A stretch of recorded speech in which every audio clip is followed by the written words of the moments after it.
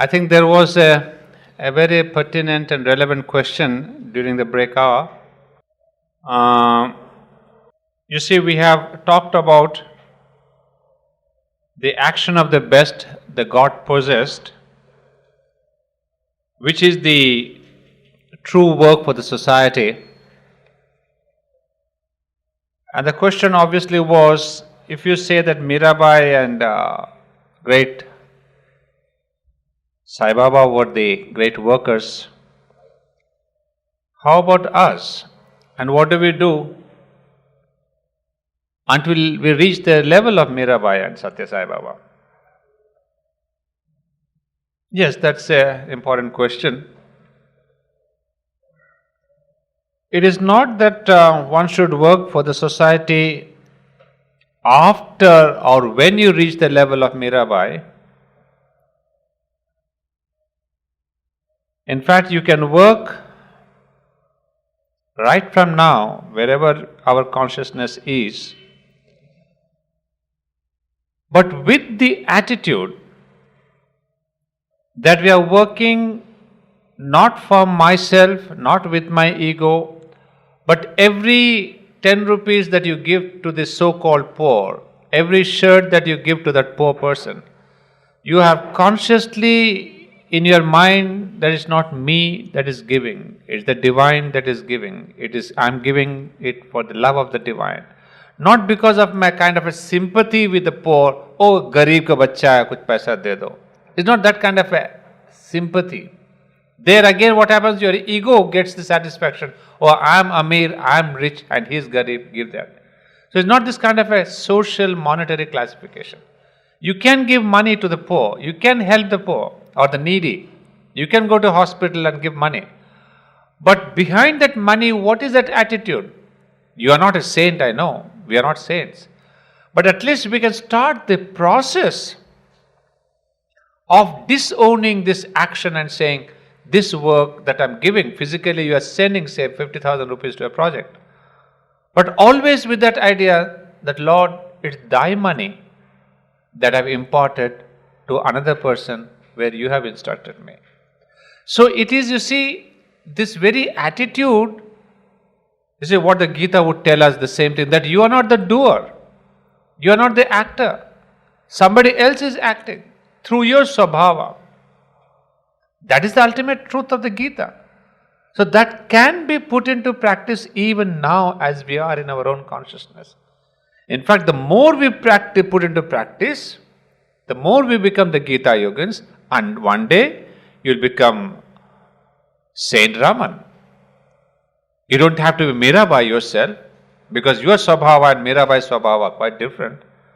And why Kabir was born and why I am born are quite different. We can't be Kabirs, and we don't want to be Kabirs. Because the divine wants in Ramana an experience, he wants in Kabir a different experience, he wants Mr. Ananda Reddy a different experience. So we are not trying to be like other saints, but each one of us can manifest something of the divine. So the attitude is what counts. Right from the beginning, you help others, but with this attitude that you are not the helper, that the divine is the helper. So this is a training for my ego, that I subdue my ego and suppress my ego and cancel my ego and offer it to the Lord and say, Lord Krishna, in thy name I have offered the money. So let thy name, let thy consciousness, let thy power work on that so-called poor. Then what is happening? We are putting an extra dimension to my physical 30,000, 40,000, 50,000 rupees. There is no more the money, but you are imparting a consciousness through the medium of the money. And what is that consciousness? A growing spiritual consciousness. That is what is called sadhana. Nobody becomes overnight a saint or a sadhak.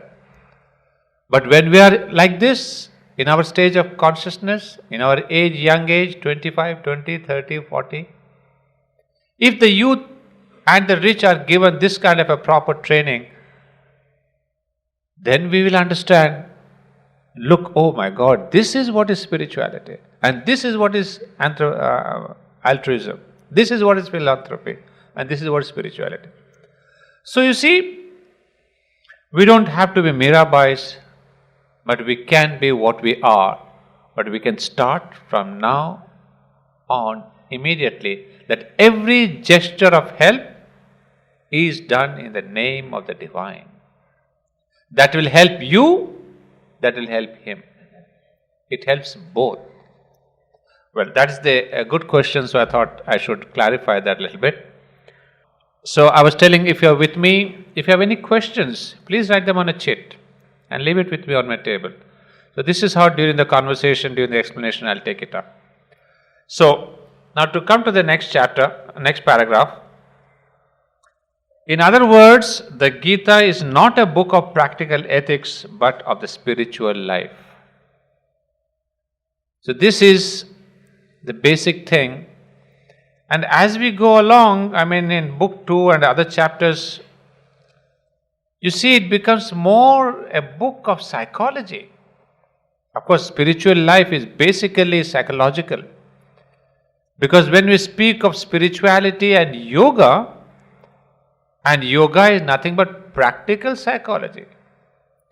So if this is practical psychology, so Gita is a book of practical psychology and not of ethics, not of religion.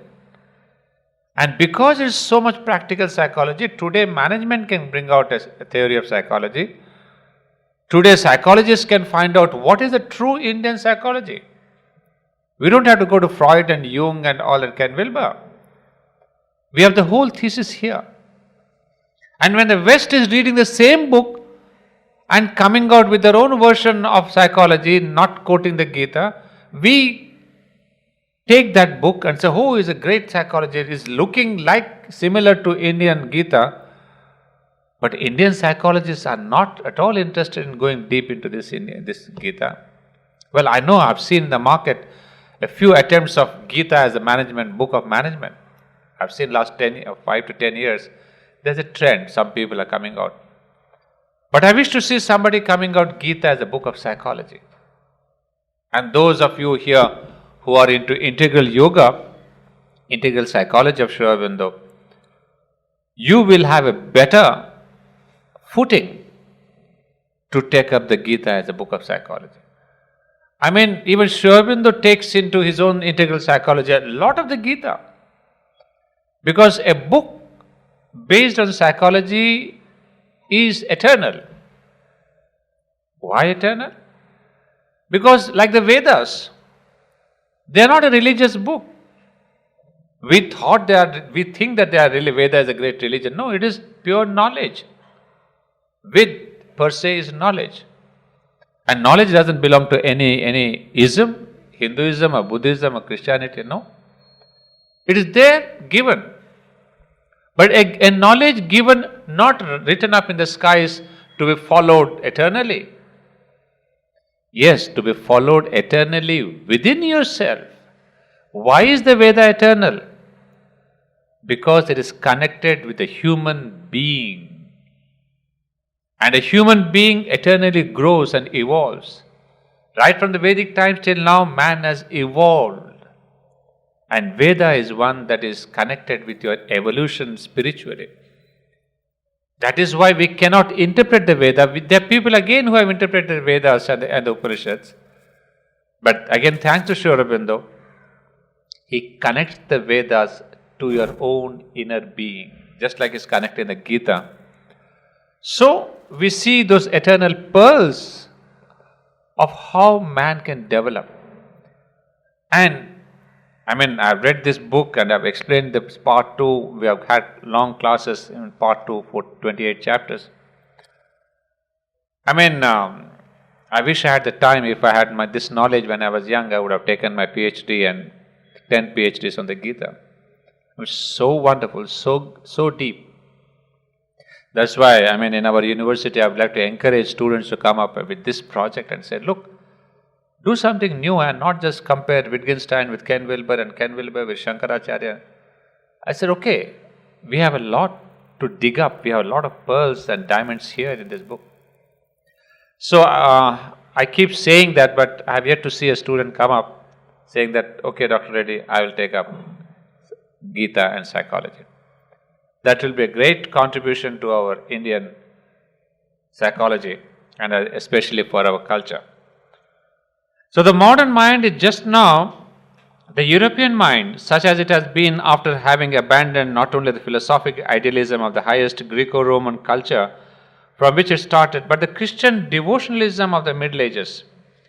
These it has replaced by or transmuted into a practical idealism and social, patriotic and philanthropic development. You see, of course, as you know, Aurobindo wrote this in 1914, almost 100 years back, when we were deeply with the Britishers. So he says, we have been influenced by this European mind, and what is that European mind at present, especially what Aurobindo writes? It has got rid of God.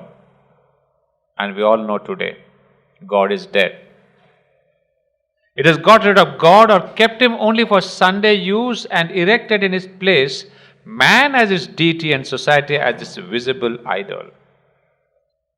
You see, now we get into a bit of a deeper level of the same social dharma and the same concept of duty. You see, why have we lost God as the center of our life? You see, because this European mind, they got rid of their own religion. You see, because Christianity was not satisfying the growing modern mind. So they got rid of God, and in the end of 19th century, they brought a new ism called the humanitarianism. And in that humanitarianism, man became the God. So he would say here that in his place, man as his deity and society as its visible idol. So just like you go to the temple and do a puja to that idol inside, be it any god, so that idol became the society. So the Western world says God is up there, somewhere, watching after having created this earth and heaven for 6 days, is still resting. Man is important. And this was the kind of the socialism that came into India also. When in those times there became Manava Seva is Madhava Seva. You see how we got influenced by this Western society. We said to serve man is to serve God. That is because it's the West which brought in, instead of Christianism, humanitarianism. But India, unfortunately, was swept by this wave of to serve man is to serve God. But we needn't have done that. Because for us, Hinduism was not dead. Because for us, God is not there. Because for us, God is here. God is in the leaf. God is in matter. God is in that animal. God is in that bird. So we needn't have gotten rid of God and kept the human being as the center of our religion. But again, the same wave of democracy, same wave of humanitarianism, same wave of, freedom of the individual, rights of the individual. Today everybody speaks of the rights of knowledge, rights of, information. We're all talking about the rights. Nobody speaks of the dharma. Our constitution has written about the rights of man. But where is the dharma gone? So, Gita, you see, it throws up so much of new idea. So we have to come back to the Gita. In our politics, in our psychology, in our sociology, the basic concept of dharma. So that is where Sri Aurobindo is telling, unfortunately, this ideal was implanted on Indian mind, and we, trying to be modern, we said, yes, man is important, not God. And so today man became important and the individual became most important. I am man, I am woman, I am important in this society. So my name, my fame, my comfort, my pleasures, my relaxation, my environment, my entertainment, mine. So you see, it's a beautiful analysis how slowly materialism has brought in man as a center, forgot God, and now God has become more a ritual, a kind of a ceremony. We pay him a kind of a respect on certain days, on puja days, on this days and that day. But the real spiritual element is gone. We have made it into celebrations, and all that is lost. So when we say the influence of the West, it is this main humanitarianism. So today, in the name of democracy, in the name of all this, we have lost the Godhead at the center. And that is what Sri Aurobindo would like to bring back through his integral philosophy, integral yoga, that man is the center, and God is the center of our life. In Savitri, those of you who have read Savitri, you will know that God is the key to all problems of our life. And this God as the key is what Sri Aurobindo in all his writing is bringing back. So you can see the shift in this consciousness is from the man-centered to God-centeredness, which was there originally in all our philosophy and religion. But because of the swing of the West, we are losing that, and Sri Aurobindo is bringing back that swing to all his writings. So here he would say, at its best it is practical, ethical, social, pragmatic, altruistic, humanitarian. What is at best? The modern society.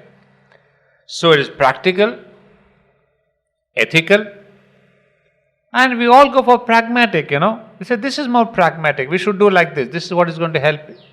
So in the name of pragmatism, we sacrifice everything else, and in the name of altruism and humanitarianism, we forget everything else. So these have become, as Sri Aurobindo writes in another essay, the Godheads of materialism.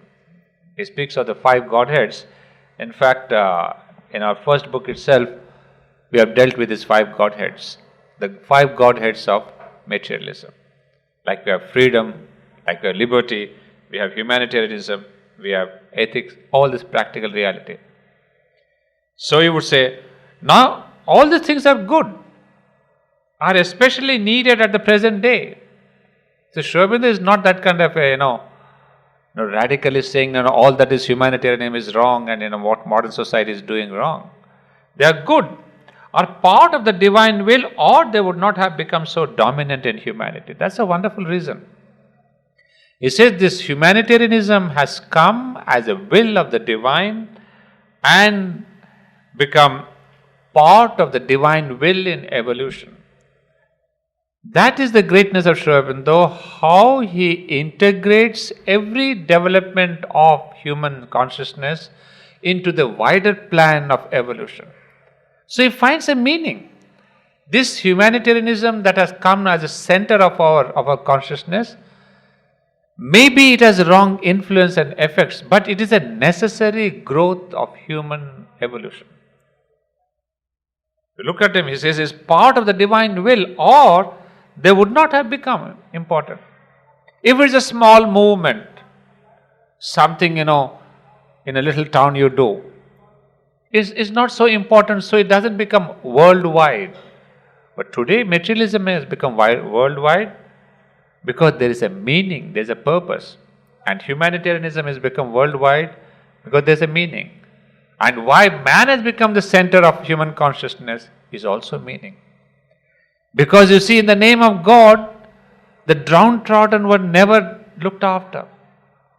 You see how it becomes necessary that today, in the name of democracy, call it, in the name of the rights of the common man or whatever, today the poor man is at least focused upon.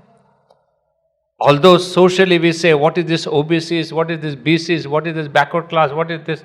It is a jerk sometimes we feel, why is this Indian society getting divided into so many groups and classes?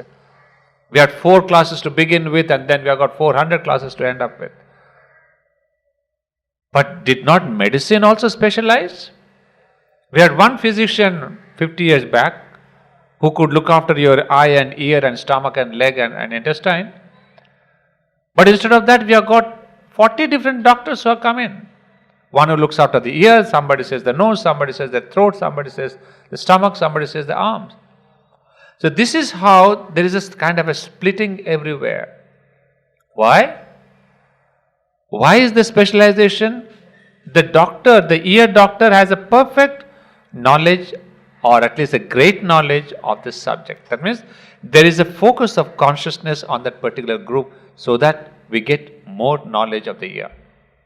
Similarly, our Indian society is unfortunately so-called, but it is a necessary movement.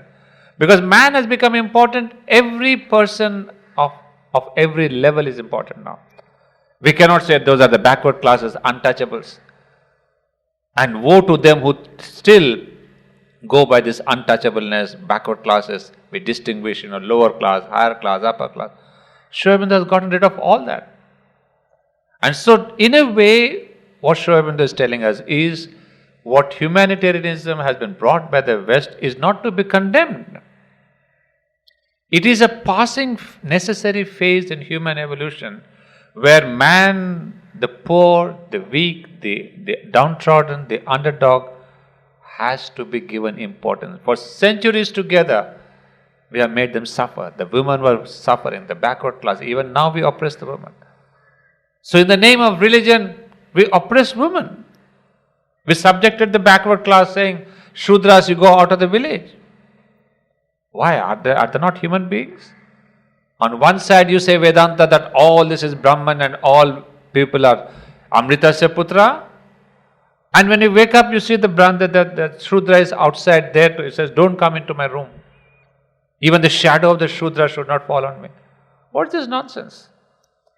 So you see, we have had a great philosophy, but badly followed. So, this Western movement of humanitarianism is of great importance. But in India, we don't have to do it at the cost of losing Godhead. That is what we want to say. Humanitarianism per se is very important, but not throw away God. Because how would we synthesize? That in the same Shudra, there is the Lord Krishna seated in his heart as much as seated in the Brahman. So we see the divine in the Shudra or in the Brahman. That is the synthesis of India. We don't have to throw overboard Godhead like it was done in the West. We rather see the Godhead within the Shudra and within the Pariya, within the downtrodden, within everything. If we can bring this spiritual knowledge, then you see there may be classes. They're good for the social, economic development. But we can synthesize in that grand philosophy of the Vedanta that all this is verily Brahman. Otherwise, we are just following blindly the Western materialism and throwing overboard the divine. So Sri Aurobindo would say here, nor is there any reason why the divine man, the man who lives in the Brahmic consciousness, in the God being, should not be all of these things in his action. He will be, if they are the best ideal of the age, the Yuga Dharma, and there is no yet higher ideal to be established, no great radical to be effected. And this is a good concept, in fact, a new concept, Yuga Dharma. You see, the Yuga Dharma now is humanitarianism. That is why we should all adapt ourselves to the Yuga Dharma. What Arjuna had to adapt was a Yuga Dharma, a Dharma that was being brought in by Sri Krishna anew. Asceticism was the Yuga Dharma at his time. But Sri Krishna is bringing a new Dharma, a new consciousness, wherein you integrate whole life. So Yuga Dharma, one who follows the Yuga Dharma would be the right instrument of the divine. And that is why we have the difference why Sri Krishna chose Arjuna and not Dharmaraj for his instrument. Dharmaraj was the Dharma Raj, the king of the Dharma of his times. But that was a Dharma of the ethics. of which Dharmaraj was a perfect icon. But Sri Krishna was not establishing ethics. He was establishing a next step of spirituality, for which Arjuna was more suited than the Dharmaraj himself, Yudhishthira. So that's why he says Yuga Dharma is important, we should follow that, and in fact Arjuna is called upon for the great new Yuga Dharma. Now this is a para that become a very important first line itself. It says, the point here is that the modern mind has exiled from its practical motive power the two essential things of which I spoke to you, God or the eternal, and spirituality or the God state, which are the master conceptions of the Gita. So this is what Aurobindo is repenting, that from the West, in the form of humanitarianism, we have brought in this, unfortunate thing, the exile of God. What we said, here also we said that we have gotten rid of God. And we have gotten rid of the spirituality because we have brought in materialism. And these two are the main messages of the Gita, that the divine is within you and you live a spiritual life. A spiritual life means a life in which you live in the world and become spiritual, and not a life in which you escape from the world, become an ascetic and try to get the realization of God. So he says, unfortunately, these two things, the most essential things of the Gita, have been neglected, and it lives in humanity only, and the Gita would have us live in God. Though for the world and God, in its life, heart and intellect only, and the Gita would have us live in the spirit, in the mutable being who is all creatures, and the Gita would have us live also in the immutable and the supreme, in the changing march of time, and the Gita would have us live in the eternal, etc. So I won't cover the passage, but this is the basic thing, that we live in the world for God. We live in this world, and in these creatures we see the entire divine being, and in practice the lower in us must learn to exist for the higher, in order that the higher also may in us consciously exist for the lower. So to end this para, the main idea you have grasped here, that Gita is strongly emphasizing upon this concept, God within the world, not God outside the world. This is the essential thing. Now the question is how to do that. Well, this whole of this 18 chapters, 700 verses are precisely this, how to have this realization of God in the world. That means Gita gives you a very practical solution what you are asking. The whole of Gita is just that thing. That how do we maintain our earth status, that means so-called our mundane status, and yet be God-oriented. What Sri Krishna tells Arjuna is, established in me, do thou fight in the world. That is the mantra. That you be in my consciousness and also work in the world. So now the whole question is how to be in his consciousness and yet to work upon. Because normally we say, to be in his consciousness, you go to the mountain. But he says, no, I will teach you how to be in that consciousness. So this is the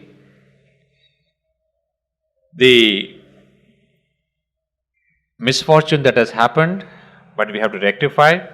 Therefore, it is a mistake to interpret the Gita from the standpoint of the mentality of today and force it to teach us the disinterested performance of duty as the highest and all-sufficient law.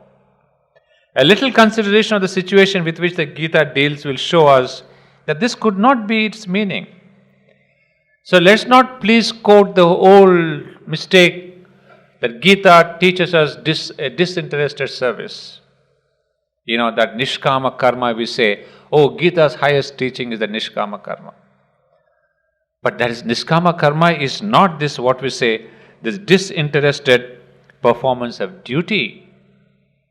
You see, most of us Indians, we have just quoted that, and when we ask the meaning, it's disinterested work. But disinterested duty is not the last message. You do your work. Keep to the God orientation.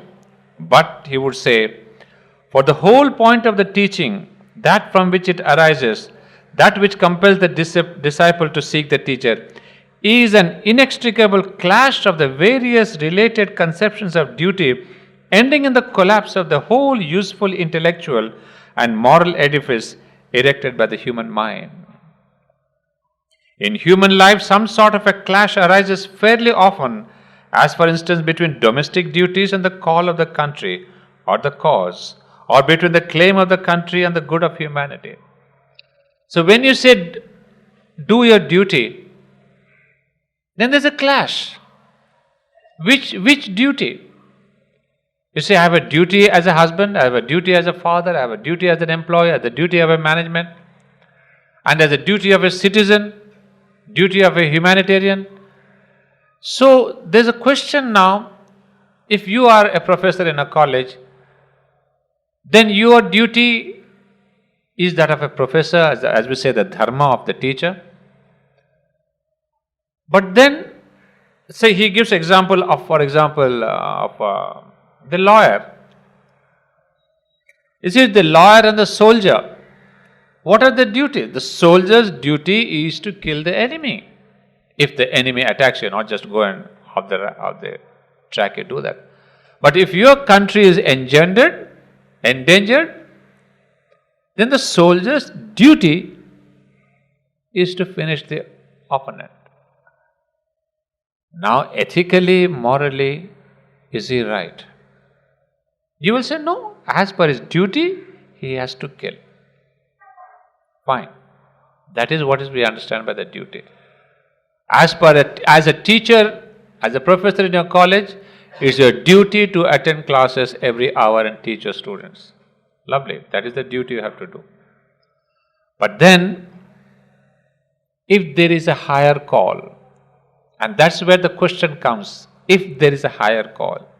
For example, he would quote here of the Buddha. When Siddhartha was there, he had a beautiful wife, a very beautiful son, a lovely kingdom.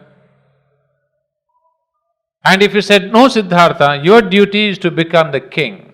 You are a prince now, soon you will be the king. As a prince, your duty is to rule the country perfectly, your kingdom. But he had the call. Suddenly he decides to leave the whole thing. Then as per your duty, would you call him back and say, oh Buddha, no, Siddhartha, your duty is to become the king. You cannot be going to the forest and do the tapasya. Would you call that duty important? Or what the Buddha did? When he heard that inner spiritual call, well, he has left society, we know that. But for what purpose? In response to a higher call. And today, because Buddha left that in response, that we have Buddhism, and millions of people are benefited. And then we have another example of Sri Ramakrishna. You see, he says that do you want him to become a Pandit? Because he was from a Brahmin family. You say, no, Sri Ramakrishna, you should not go into the temple, become your Pandit. But Sri Ramakrishna heard his inner call, his call for the deity, for the goddess, for the Durga. And he gave his life for that. So has Sri Ramakrishna become one more Pandit according to the duty of his family? You wouldn't have had Sri Ramakrishna. And of course you have the great example of Vivekananda himself. He has a family in great misery. I mean, they did not have food in the next meal.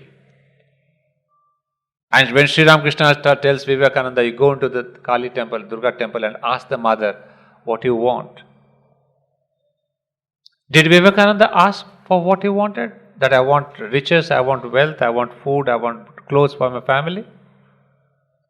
He could not. He went, stood in front of the deity, and when he comes out, Sri Ramakrishna says, hey, ki jesh korichish?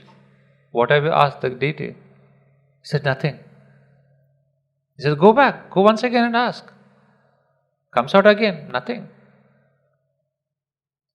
So why? Was he unfaithful to his family? Did he not love his mother and his family? Or because he was having this inner call for this higher life, he asked the mother for a higher life and not the maintenance of his family. So this is what Sri Aurobindo is telling us, that there is a point, nay, although the Gita prefers action to inaction, it does not rule out the renunciation of works but accepts it as one of the ways to the divine. If that can only be attained by renouncing works and life and all duties, and the call is strong within us, then into the bonfire they must go, and there is no help for it. The call of God is imperative and cannot be weighed against any other considerations. So this is what Sri Aurobindo would argue, that when the call comes, that is the sarvadharman parityajya. Then you can abandon all your so-called duties of the husband or the father or the teacher or the pandit. Then for a while you can abandon the works. But Vivekananda came back to a tremendous work.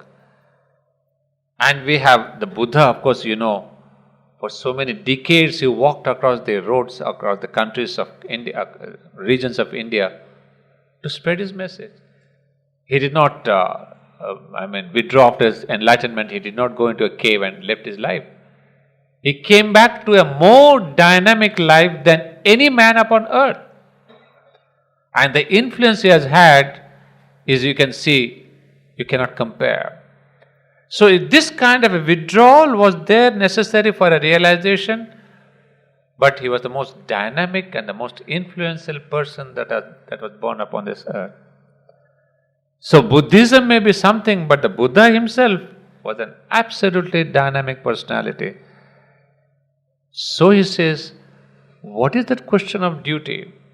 If you say, I'm an officer, I'm a this, I'm that, and I must do my duty, okay, don't leave it. But if ever there is the call of the divine, then don't think. Even to the ashram we have had such cases in these early times when Sri Aurobindo and the mother were there in the physical. Many sadhaks left their families, their wife, their children. The moment there was the call, our mother and Sri Aurobindo would say, yes, you can come. And subsequently something was arranged for the family. The families never died of starvation. That also the mother and Sri Aurobindo saw that the family is looked after by some means. But the soul, the husband or the wife, when they really was responding to this inner call, they said, that's more important. So we have quite many cases in the ashram who did that. But also, the families never suffered. Their families prospered, and the children later on came in, the wife later on came in and joined the ashram, whatever. But what we mean is, the call of God is imperative. So this concept of duty, for the sake of duty, you sacrifice your life, sacrifice your God, sacrifice your religion, sacrifice your spirituality, that's what Sri Aurobindo is contesting. But here, there is this further difficulty that the action which Arjuna must do is one from which this moral sense recoils. It is his duty to fight, you say. But that duty has now become to his mind a terrible sin. How does it help him or solve his difficulty to tell him that he must do his duty disinterestedly, dispassionately? So would you want Arjuna to go back and fight in the state of mind that he was in? He said, no, you are a soldier, you are a kshatriya, go and fight. But here was an awakened man in whom, what we say, the call of God was there. So Arjuna says, now look, I am a kshatriya. But to be a kshatriya is a sin, Now, after all these years of being a Kshatriya, suddenly something sprouts up. So, would Lord Krishna send him back in the sake of duty? But then you say, he is told that he has a right on his side, but that does not and cannot satisfy him, because his very point is that the justice of his legal claim does not justify him in supporting it by a pitiless massacre destructive to the future of his nation. Is he then to act dispassionately in the sense of not caring whether it is a sin or what its consequences may be, so long as it does his duty as a soldier? That may be the teaching of a state, of politicians, of lawyers, of ethical casuists. It can never be the teaching of a great and religious and philosophical scripture. You see, Sri Krishna was not a politician like that. To say, no, Arjuna, it's your duty, go and fight. Because the situation of Arjuna was real. He was not pretending. He was not a coward. He was not running away from the Kurukshetra. You see, we may abandon duty in many of these things. Either we call it a cowardice or some kind of a sin or something else. But Arjuna, in him there was an awakening of a higher spirit, which he is not able to recognize. But he gives it the form of a kind of an ethics of sin, of this and papam and punyam and all that. But essentially there is an awakening. So Sri Aurobindo says, we can't. Sri Krishna could not have sent back Arjuna as a politician or as a lawyer and all that. But ultimately we see that Sri Krishna sends him back. What is the difference? Does he say, go and fight because it's your duty? No. Sri Krishna sends him back now with a greater understanding and in a higher consciousness. You see, otherwise for Arjuna to kill all those people, he could have never killed. He says, it's impossible. How can I kill my Gurudev? But after the Gita, he is ready to kill. Why? He gets the jnana, he gets the wisdom, he gets the knowledge of the reality of this cosmos, of this working. When he sees the Vishwarupa Darshana, he sees what? That all these Kauravas and many of these Pandavas are already killed. Time the destroyer. He sees in the Lord's mouth all these thousands of soldiers being swallowed up. And Sri Krishna says, look, all the war has already taken place up there. You are not going to kill them. They are already killed. It's only now on the physical level your arrow will be used. But otherwise, all these people are killed. So when Arjuna gets the knowledge, this is what is called knowledge. And this is the knowledge that he is going to give to you and me through the Gita. That you think that you are the worker, that you are the manager, that you are the professor, that you are the teacher, that you are the businessman. That's a wrong understanding. The real doer is he. He is the person who is acting through you, through your ego, through your instrumentation. But you are not the doer.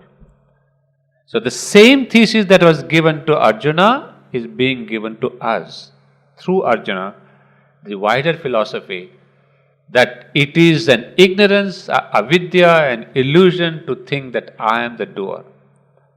Because if you think I am the doer, that means my ego is the doer. And as long as you think that you are the doer, you bear the consequences of your action.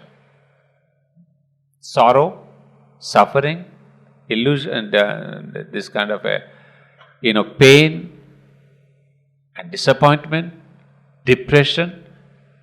All these things come why? Because you think you are the doer. So if you think that you are the doer, that you are going to kill those Kauravas, you will get papa and punya. You see the logic? If you think that you are the doer, you will get the papam. But Lord says, that's not it, Arjuna. I am the doer. So leave the question and papa punya to me. I will take care. You be only my instrument, my arrow in the world. When you shoot an arrow, the arrow does not think that I am doing papam or punyam.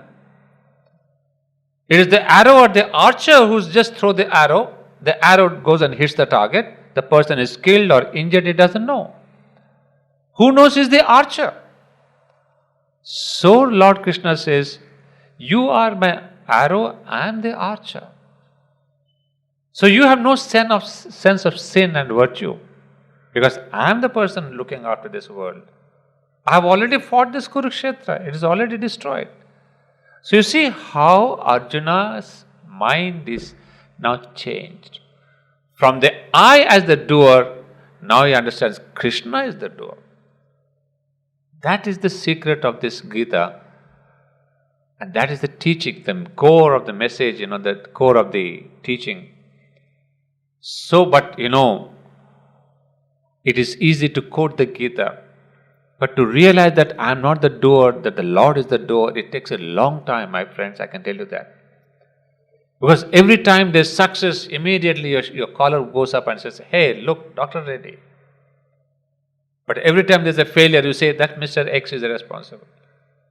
This is all the ego, but slowly when we practice this over the time, each time remembering, then the consciousness of the doer changes into the consciousness of the instrument.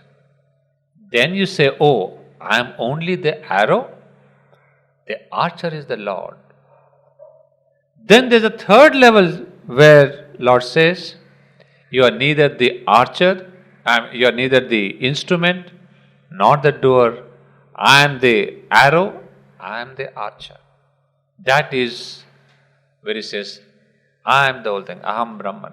I am the Lord, I am looking after all the works.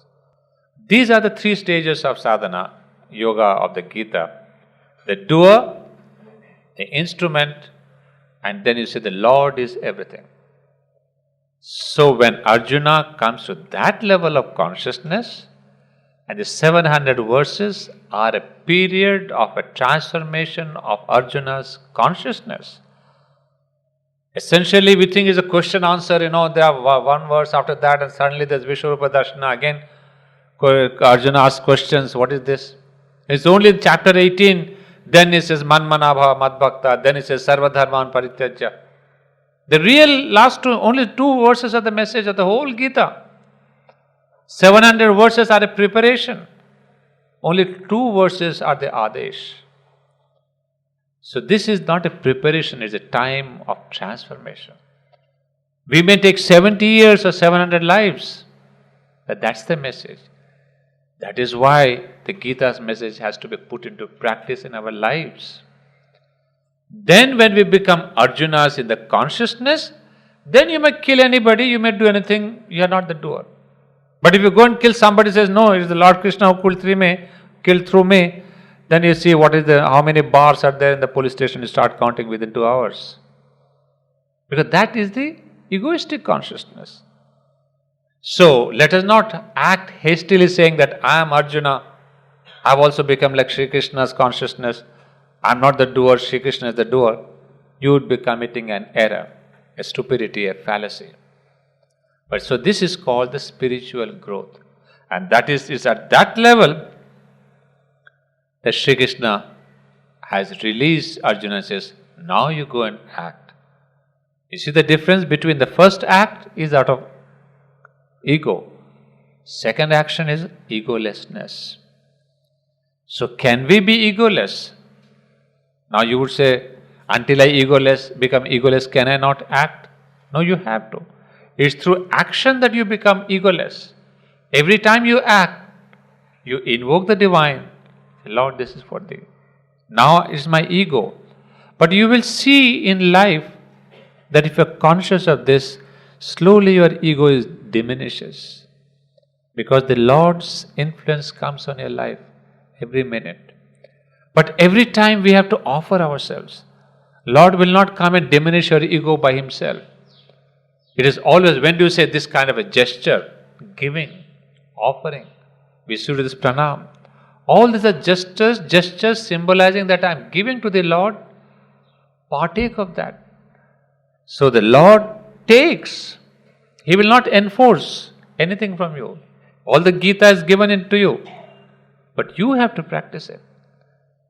So this is the transformed Arjuna that comes into being. And therefore we will see, and what are the concepts. And now once he has given us this argument of the different misunderstandings, the misunderstanding of Arjuna, now in the next couple of pages, or the next second part of this chapter, which we'll take up tomorrow, we will see the real teaching of the Gita, the core of the meaning, and then actually what should be our attitude, and what are one or two central points. So half of this chapter has been kind of, to clear up some of these misunderstandings. The second half is the real core of the teaching. So we will take tomorrow